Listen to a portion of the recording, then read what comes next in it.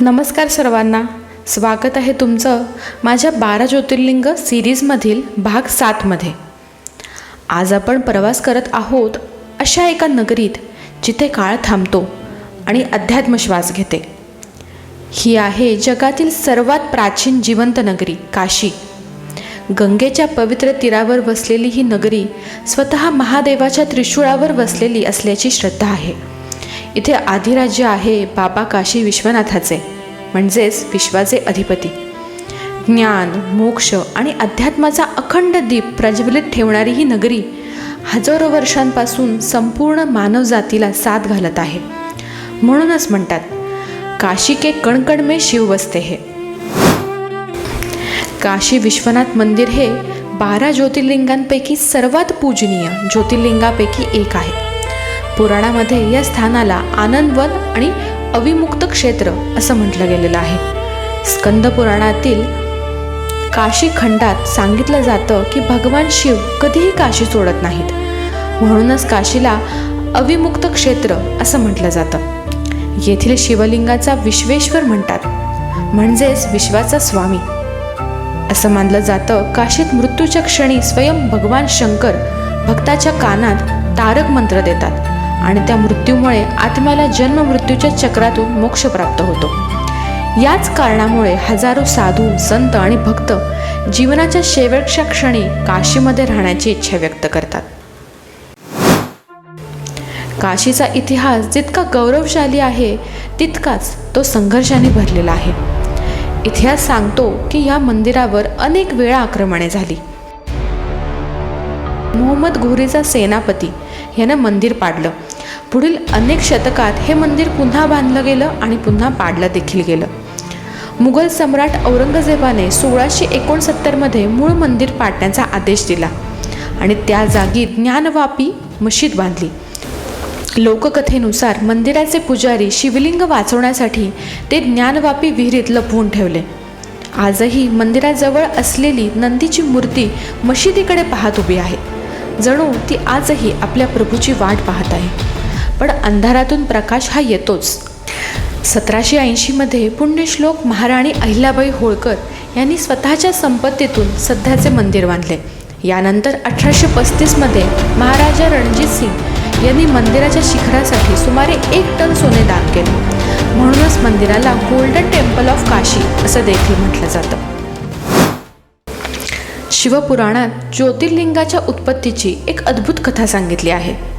एकदा सृष्टीचे निर्माते ब्रह्मदेव आणि पालनकर्ते भगवान विष्णू यांच्यामध्ये वाद झाला, सर्वश्रेष्ठ कोण? हा वाद वाढत चालत होता तेव्हा अचानक त्यांच्यासमोर एक अनंत प्रकाश स्तंभ प्रगट झाला।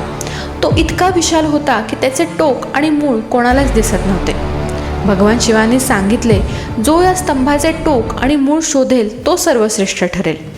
विष्णूंनी वराह अवतार घेतला, पाताळात जाऊन मूळ शोधण्याचा प्रयत्न केला। ब्रह्मदेव हंसरूप घेऊन आकाशात वर गेले, पण दोघांनाही त्या प्रकाशस्तंभाचा अंत सापडला नाही। विष्णूंनी प्रामाणिकपणे आपले अपयश मानले, परंतु ब्रह्मदेवांनी खोटे सांगितले। तेव्हा महादेव त्या प्रकाशस्तंभातून प्रकट झाले आणि त्यांनी ब्रह्मदेवाचा गर्वभंग केला।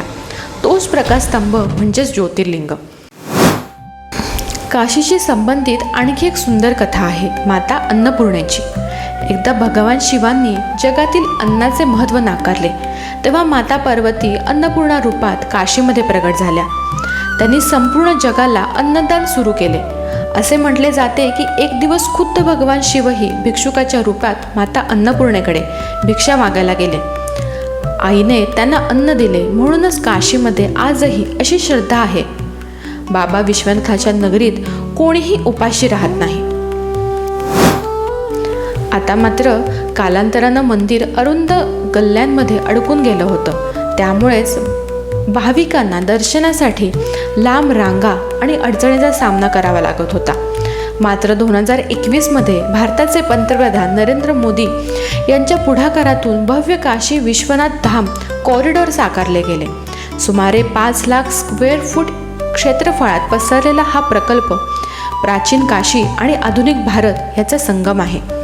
आता गंगेच्या घाटावर स्नान करून भक्त थेट मंदिरापर्यंत सहज पोहोचू शकतात।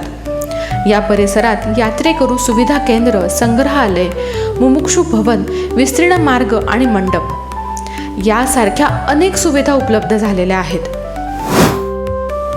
काशी विश्वनाथाचे दर्शन गंगा स्नानाशिवाय अपूर्ण मानलं जातं.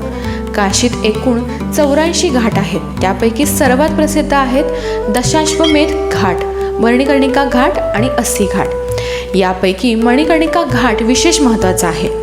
येथे चितेची अग्नी शेकडो वर्षांपासून अखंड पेटत आहे.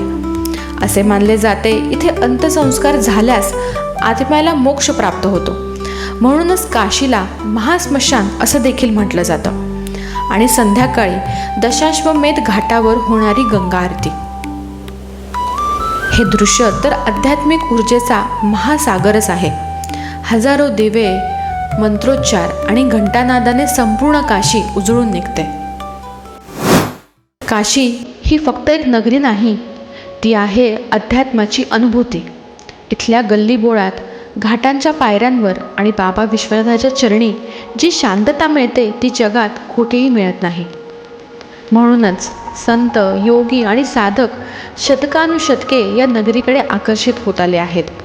जर आयुष्यात एकदा आत्म्याला खऱ्या शांततेचा स्पर्श करायचा असेल तर काशीला नक्की या. कारण म्हणतात काशी में मृत्यू नहीं, मुक्ती मिलती है. हर हर महादेव. मी दर रविवारी संध्याकाळी 6 वाजता ज्योतिर्लिंगाच्या संपूर्ण माहितीसह येत असते. त्यामुळं भेटूया पुढच्या रविवारी संध्याकाळी 6 वाजता पुढच्या एका ज्योतिर्लिंगासह. तोपर्यंत नमस्कार. हर हर महादेव.